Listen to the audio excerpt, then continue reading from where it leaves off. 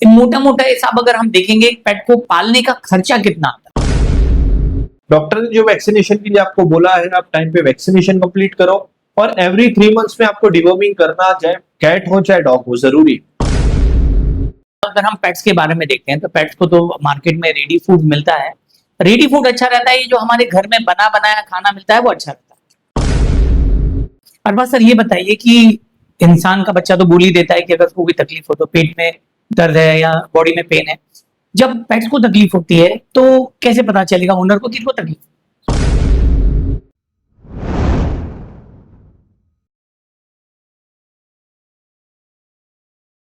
जी नमस्कार, मेरा नाम है सचिन कुमार राय और द SKR पॉडकास्ट में आपका स्वागत है। आज का एपिसोड काफी स्पेशल है क्योंकि आज हम बात करने वाले हैं पेट्स के बारे में। पेट्स जो हमारी लाइफ में बहुत इंपॉर्टेंट रोल प्ले करते हैं। बहुत सारे लोगों का तो लाइफ का आधार ही होता है पेट्स, भले ही वो डॉग हो जाते हैं, कैट्स हो जाते हैं।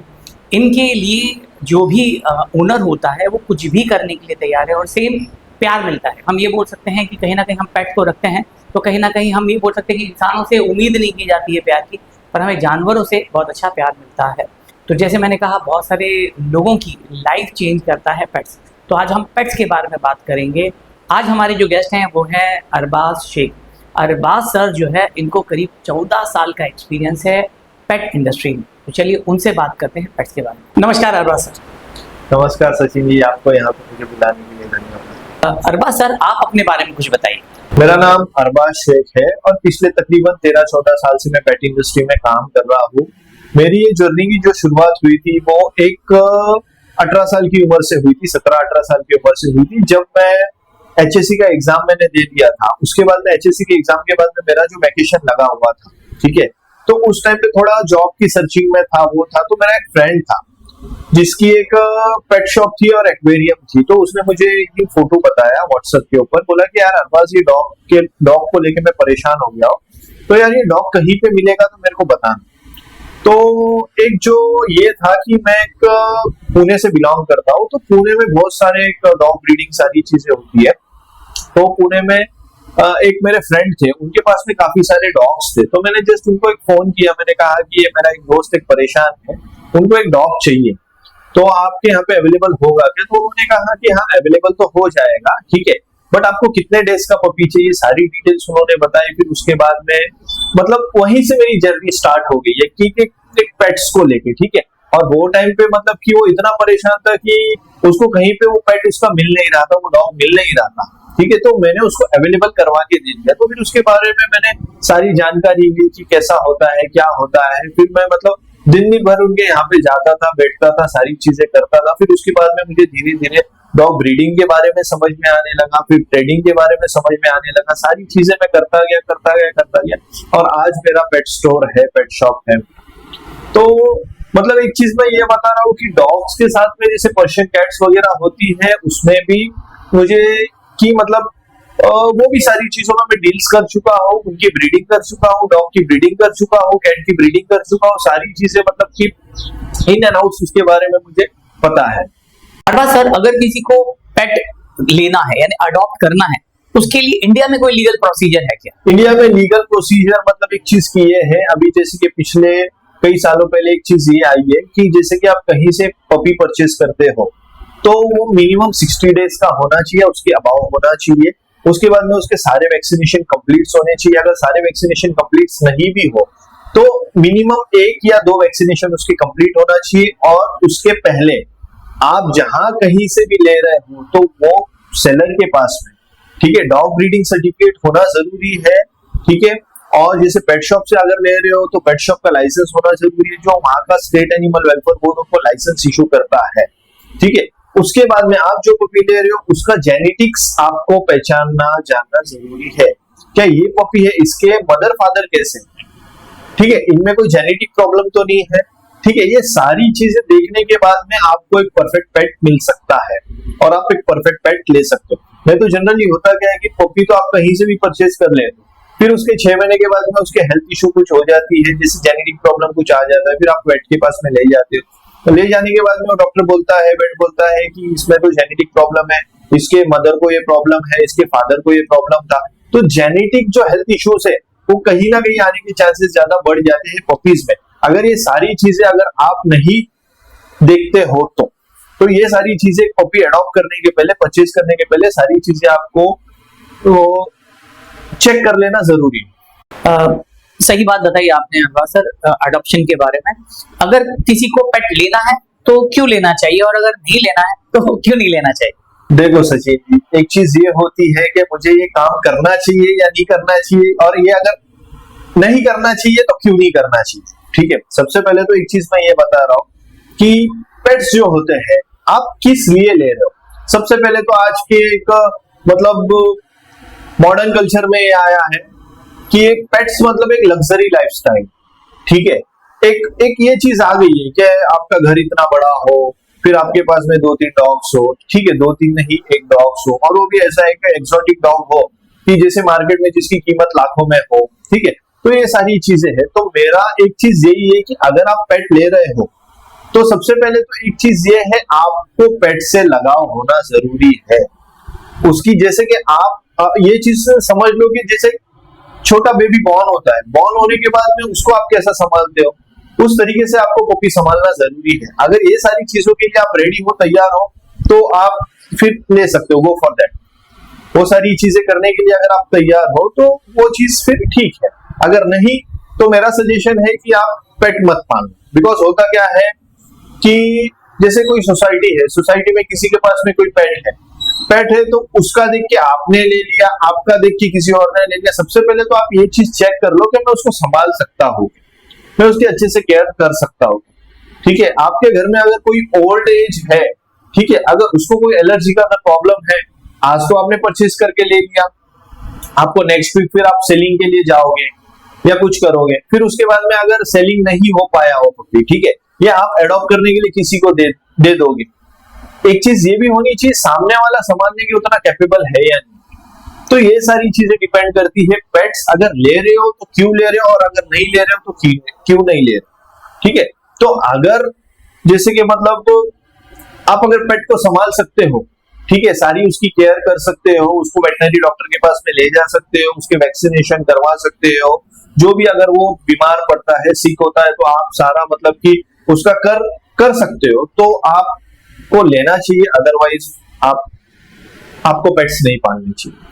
बहुत अच्छी बात आपने कही है। इसके साथ में ये भी हो जाता है, इन जनरल अगर हम लोग देखेंगे कि बच्चे लोग बोलते हैं कि पापा पेट चाहिए, मम्मी हमें घर में डॉग या कैट, ऑब्वियसली दूसरों को देख के, आजकल टीवी में देख के मोटा मोटा हिसाब अगर हम देखेंगे पेट को पालने का खर्चा कितना आता है। देखो, सबसे पहले तो एक चीज ये बताओ, जैसे कि आपने बोला कि पेट जो छोटे बच्चे होते हैं वो पेट के लिए ये होते हैं थोड़ी, ठीक है। तो मैं आपको एक चीज ये बताना चाहूंगा कि एंटरटेनमेंट एक मूवी आई थी अक्षय कुमार की, उसमें काफी सारे गोल्डन रिट्रीवर्स, एक ब्रीड है, ब्रीड का नाम है गोल्डन रिट्रीवर्स। तो उसके बाद में काफी सारे लोगों ने, काफी सारे मतलब इतने लोगों ने गोल्डन रिट्रीवर की ब्रीड पाली हुई थी। उसमें से फिर कुछ सालों के बाद में, 2 साल 3 साल के बाद में ये चीज दिखाई दी कि कितने लोगों ने हाईवेज के ऊपर उनके डॉग्स को छोड़ दिया, कितने लोगों ने उनके डॉग को गैलरी में बंद करके रखा हुआ, बिकॉज वो संभाल नहीं पा रहे थे। जो उनकी एक केयरिंग होती है, जैसे कि मतलब मान के चलो एक गोल्डन रिट्रीवर एक ब्रीड है, तो वो हेयरी डॉग है, उसके आंख के ऊपर बहुत ज्यादा बाल होते हैं, तो आपको उसके लिए उसका ग्रूमिंग प्रॉपर होना जरूरी है, उसके साथ में उसका वैक्सीनेशन होना जरूरी है, ये सारी चीजें होना जरूरी है, ठीक है। अगर वो सारी चीजें अगर आप नहीं करोगे, उसको मेंटेन नहीं रखोगे, तो प्रॉब्लम होने ही वाली है। तो ये सारी चीजें हैं। तो खर्चे की अगर बात कहोगे आप, तो मोटा मोटी जैसे कि हर डिपेंड है, हर ब्रीड जो है वो अलग अलग डिपेंड करता है कि उसके ऊपर कितना खर्च होगा। फॉर एग्जाम्पल एक मान के चलो आपने अगर पुडल ले लिया, तो पुडल के लिए आपको एक अच्छा सा शैम्पू इस्तेमाल करना पड़ेगा, उसके लिए आपको एक होम फूड नहीं, जैसे डॉग फूड वगैरह है, वो एक अच्छा डॉग फूड इस्तेमाल करना पड़ेगा। उसके बाद में उसके वैक्सीनेशन प्रॉपर टाइम पे करने पड़ेंगे, उसके बाद में आपको उसको रेगुलर ग्रूमिंग करवानी पड़ेगी, ठीक है। तो फॉर एग्जांपल मान के चलो कि अगर आप एक पुडल का पपी खरीद लेते हो, परचेज कर लेते हो, तो मोटा मोटी उसका महीने का 5 से 10 हजार रुपए खर्चा होना कंपलसरी है। अगर उसको आप प्रॉपर डाइट देते हो, उसके वैक्सीनेशन कंप्लीट करते हो, डिवॉर्मिंग करते हो, सारी चीजें करते हो, तो एक टॉय ब्रीड के बारे में मैंने बताया। बहुत सारे लोग ऐसे भी है कि जिन्होंने बड़े मीडियम लार्ज ब्रीड डॉग्स पाले हैं, ठीक है, तो उनको चिकन राइस वगैरह खिलाते हैं, वो भी ठीक है, बट कैसा हो जाता है कि उनसे उनको एलर्जी होने के चांसेस ज्यादा बढ़ जाते हैं, प्रॉपर न्यूट्रिशन नहीं मिल पाता। एक डॉग फूड इसीलिए बना हुआ है कि उसमें सारी चीजें परसेंटेज वाइज दी हुई है, क्या इतना परसेंटेज इसमें, इतना न्यूट्रिशन है, इतना फैट है, इतना प्रोटीन है, इतना कार्बोहाइड्रेट है, इतना मिनरल्स है, इतना विटामिन D3 है, D12 है, B3 है, B12 है, B11 है, तो ये सारी चीजें उसमें सारी चीजें रहती है, ठीक है, तो ये सारी चीजें हैं। वैक्सीनेशन के बारे में आप बात कर रहे हैं, तो ये वैक्सीनेशन क्या एक ही बार लगाना पड़ता है कि उसका प्रोसेस होता है? वैक्सीनेशन जो है ये अलग अलग होता है, अलग अलग होता है, मतलब अलग अलग बीमारियों के लिए अलग अलग वैक्सीनेशन होते हैं। तो जैसे वैक्सीनेशन है, जैसे कुछ वैक्सीनेशन होते हैं जो फॉर एग्जांपल पपी को पहले पपी डीपी देते हैं, उसके बाद में 9-in-1 देते हैं, उसके बाद में काफी सारे वायरस, काफी सारे वैक्सीन है। तो ये वैक्सीन से होता ये है कि जैसे फॉर एग्जांपल 9-in-1, तो वो एक वैक्सीनेशन जो 9-in-1 का लगता है, तो उसमें 9 वायरस से वो प्रोटेक्ट हो जाता है, प्रोटेक्ट होता है। ये नहीं है कि उसको वायरस नहीं लगेगा, वायरस उसको लग सकता है, बट उसमें उस सिविरिटी नहीं आ सकती है, जो सिविरिटी कंडीशन होती है ना, वो नहीं आती है, ठीक है। तो इसलिए मैं जितने भी पेट पेरेंट्स है सब लोगों को एक चीज यही बोलता हूँ कि आप टाइम पे वैक्सीनेशन कंप्लीट करो। डॉक्टर ने जो वैक्सीनेशन के लिए आपको बोला है, आप टाइम पे वैक्सीनेशन कंप्लीट करो, और एवरी 3 मंथ्स में आपको डिवॉर्मिंग करना, चाहे कैट हो चाहे डॉग हो, जरूरी है। अरबाज सर, आप बार बार डीवर्मिंग डीवर्मिंग बोल रहे हैं, डीवर्मिंग है क्या? डिवॉर्मिंग जो है ये डीवर्मिंग मतलब कि ये जो पेट स्टमक के अंदर जो कीड़े हो जाते हैं, ठीक है, तो उसमें जैसे कि मान के चलो टेप वर्म्स होते हैं, रिंग वर्म्स होते हैं, तो वो डॉग जब फीड करता है, फीड करने के बाद में क्या हो जाता है कि पेट में वर्म्स हो जाते हैं, वर्म्स होने की वजह से उसको प्रॉपर न्यूट्रिशन नहीं मिल पाता है, न्यूट्रिशन नहीं मिलने की वजह से कहीं ना कहीं आपको लगता है यार मेरा डॉग तो इतना खाना खाता है फिर भी उसके आंख को क्यों नहीं लगता, मेरा डॉग तो पतला ही है। तो उसका रीजन ये है जितनी न्यूट्रिशन उसकी बॉडी को मिलनी चाहिए उतनी नहीं मिल पाती, बिकॉज वो जो वर्म्स वगैरह होते हैं वो ले लेते हैं वो न्यूट्रिशन। उसकी वजह से आपको हर 3 महीने में डिवॉर्मिंग करना जरूरी है। मेडिसिन है जो पेट की गंदगी को पूरा साफ कर लेता है, जो आपके इंटेस्टाइन वगैरह वो सारी को क्लीन कर देता है, तो हर 3 महीने में डिवॉर्मिंग करना जरूरी है, कंपलसरी। सही बात बताई आपने अरबाज सर डीवर्मिंग के बारे में। ये बताइए कि जो रेबीज के इंजेक्शन होते हैं, क्या फायदा होता है उससे? अगर हम जो डॉग के लिए करते हैं रेबीज का इंजेक्शन हम लगाते हैं, अगर उसको लगाया तो क्या, और अगर नहीं लगाया तो क्या? रेबीज का वैक्सीनेशन जो होता है वो पेट्स को देना या डॉग को देना इसीलिए कंपलसरी है, बिकॉज अक्सर जैसे कि देखा जाएगा कि अगर आप सोसाइटी के नीचे आपके डॉग को लेके जाते हो तो वो कहीं ना कहीं स्ट्रे डॉग्स के कांटेक्ट में आता है या स्ट्रे डॉग्स उसके कांटेक्ट में आते हैं। तो अगर उनमें से किसी स्ट्रे डॉग्स को अगर रेबीज होगा या कुछ होगा तो आपके डॉग ने वो चीज को कभी एक्सेप्ट कर लिया, आपको समझ में नहीं आएगा, बट कुछ ही दिनों के बाद में आपको समझ में आ जाएगा मेरे पेट को रेबीज हो चुका। वैक्सीनेशन रेबीज का देना बहुत ज्यादा कंपलसरी है, चाहे आपका कैट रहने दो या तो फिर डॉग रहने। डॉग्स के बारे में जो समझ में आता है कि भाई रेबीज का इंजेक्शन दे दो क्योंकि वो काटते हैं।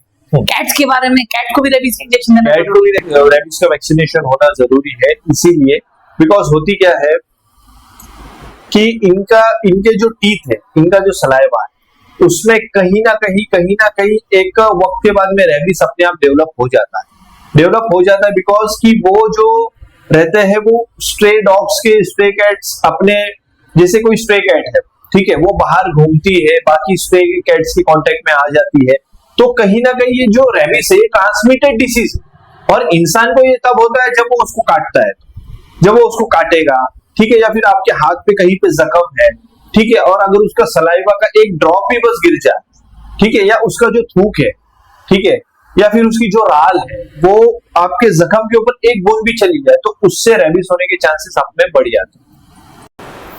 ये रेबीज के बारे में हम जो बात कर रहे हैं, तो ये रेबीज के इंजेक्शन जो है वो वन टाइम में देना है, लाइफ टाइम में? आपको 6 महीने में एक बार भी दे सकते हो और साल में एक बार भी दे सकते हो। अगर 6 महीने में एक बार दोगे तो ज्यादा बेटर है, साल में एक बार दोगे तो भी चलेगा।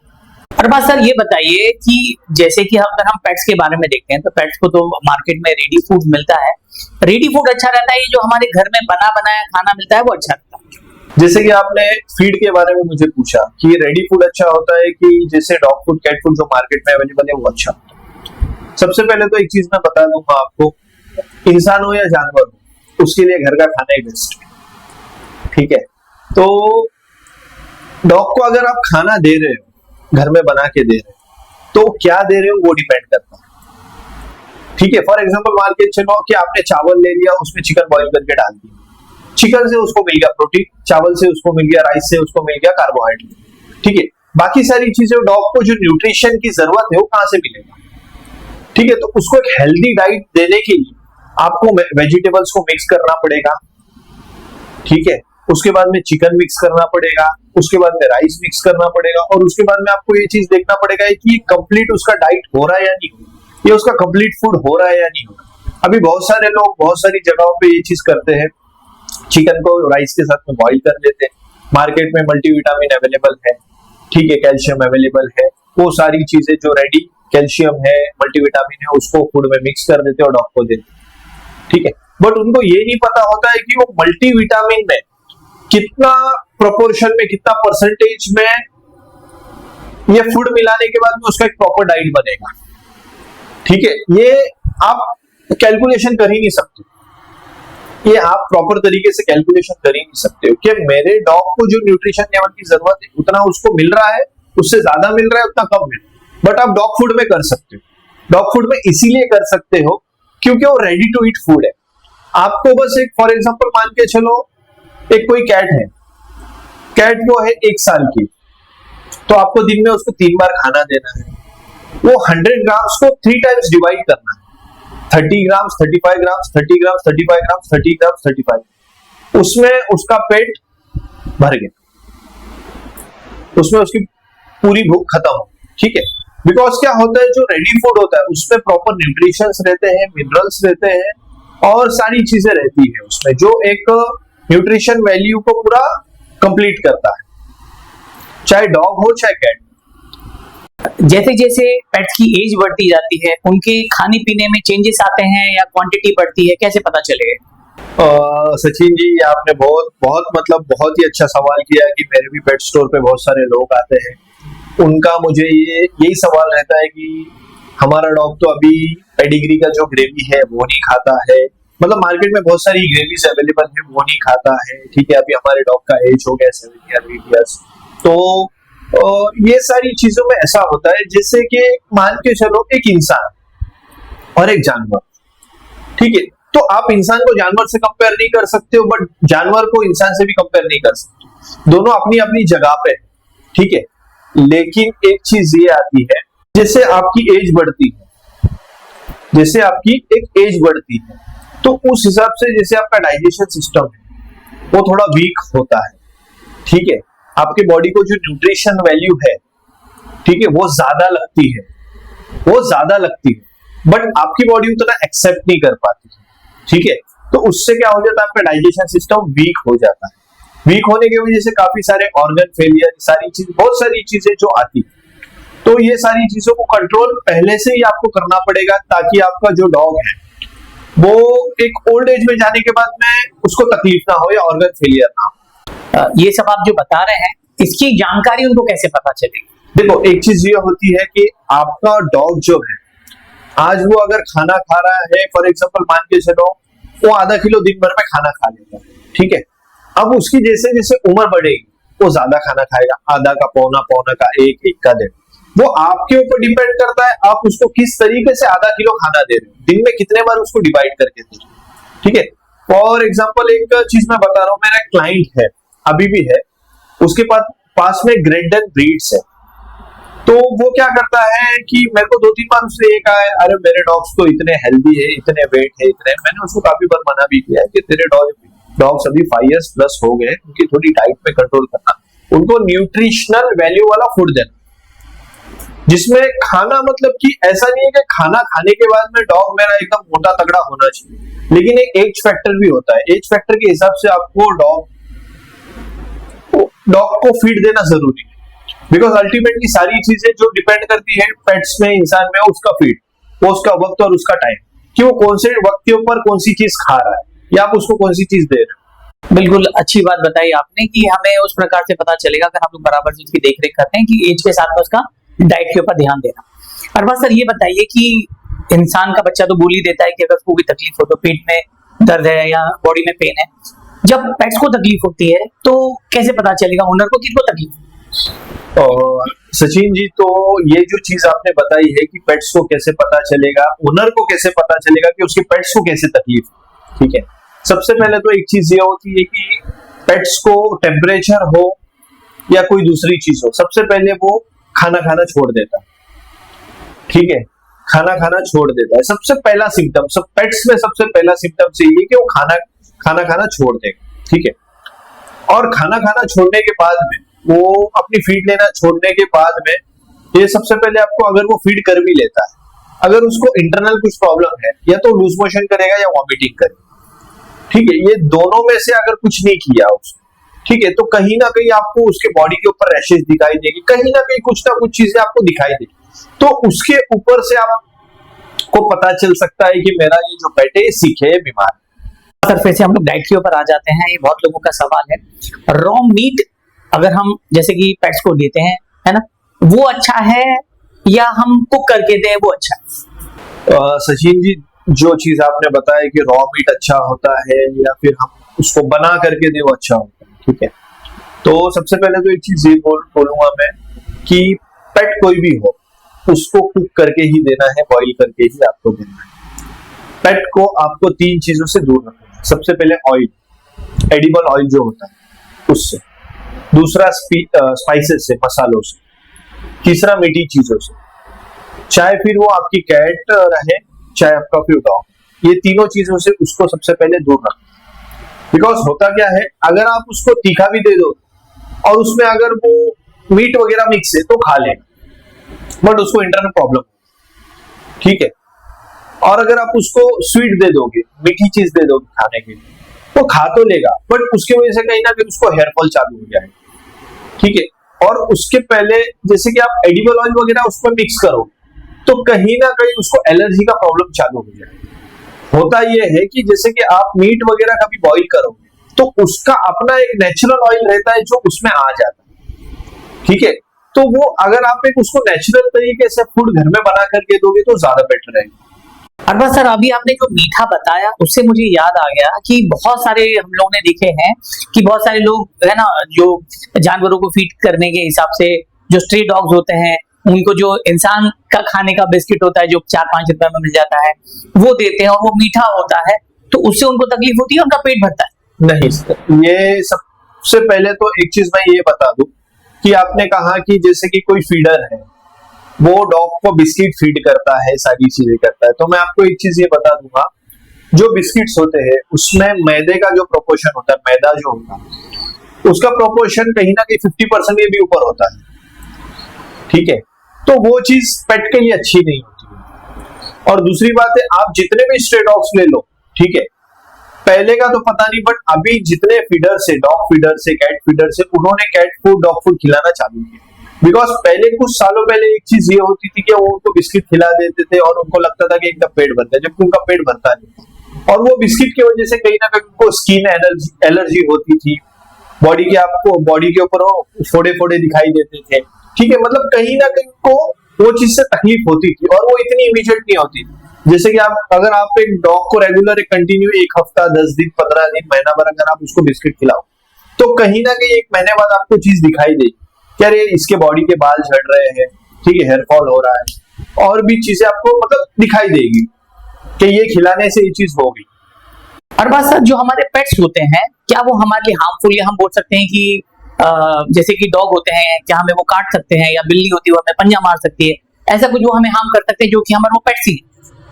देखो सचिन जी, सबसे पहले तो एक चीज मैं बता दूंगा कि आपने सवाल जो किया है, ये जो क्वेश्चन किया है, ये बहुत ही मतलब कि बहुत बहुत अच्छा क्वेश्चन है। और दूसरी बात है कि ये काफी लोगों को मतलब कि ये लगता है कि मेरा ये प्यारा है, मेरा लाडला है, ठीक है, तो मुझे कुछ करेगा नहीं, ठीक है, करेगा नहीं, या जो भी कुछ है। तो मैं एक चीज ये बता दूंगा कि जो पेट्स आपका होता है वो एक, जैसे फॉर एग्जांपल मान के चलो आपके पास में कोई मेल डॉग है, उसकी प्रॉपर टाइम पे मीटिंग होना जरूरी है। आपके पास में कोई मेल डॉग है, उसकी प्रॉपर वक्त के ऊपर मीटिंग होना जरूरी है। अगर वो मीटिंग उसकी प्रॉपर वक्त के ऊपर नहीं होती है तो आपको उसको न्यूटर करना है, ठीक है। अगर आपने उसको न्यूटर नहीं किया तो हो क्या सकता है, मैं बताता हूँ आपको। डॉग हो जाता है एकदम चिड़चिड़ा। चिड़चिड़ा होने के बाद में एक चीज ये होता है कि आप जैसे कि उसको कभी फीड कर रहे हो, फीड करने के बाद में फीड करने के वक्त अगर आपने उसकी फीडिंग में कोई चीज गिर गई तो उसको अगर आप निकालने के लिए जाते हो तो कहीं ना कहीं वो अपना चिड़चिड़ापन आपको बता सकता है, ठीक है। तो वो एक चीज होती है कि आपको वहां पे बाइट करने के चांसेस ज्यादा बढ़ जाते हैं, ठीक है। और अगर आप कोई चीज के लिए उसको परेशान कर रहे हो, खेल रहे हो और खेल में उसको कभी बाइट कर देता है तो ये सारी चीजें हो सकती है। मतलब अब ये होती है लेकिन 100 में से 5% पॉसिबल है, बाकी 95% तो नहीं है। बिकॉज डॉग के इतना लॉयल कोई भी नहीं, कोई पेट नहीं है डॉग जितना लॉयल। समय की बहुत कमी है आरबाज साहब को, और बहुत सारी इन्फॉर्मेशन आपसे लेनी थी। कोई बात नहीं, आगे के एपिसोड में ले लेंगे। पर हमारे जो देखने वाले हैं, अगर उनको पेट से रिलेटेड कोई डाउट होता है और वो आपसे कनेक्ट होना चाहते हैं तो कैसे हो सकते हैं? जी अप्रोच कर सकते हैं मुझे। मैं मेरा डिस्क्रिप्शन में मेल आईडी दे दूंगा, तो उसमें आप जो भी कुछ रहेगा आप कर सकते हैं। बहुत अच्छा लगा अरबाज सर, आप आए, आपने इतनी अच्छी इन्फॉर्मेशन दी है, उसके लिए धन्यवाद। सचिन जी, आपने मुझे आपके पॉडकास्ट पे बुलाया, उसके लिए बहुत बहुत धन्यवाद। उम्मीद करता हूँ ये पॉडकास्ट आपको बहुत अच्छा लगा होगा। पेट्स के बारे में काफी अच्छी इन्फॉर्मेशन अरबाज सर ने दी है।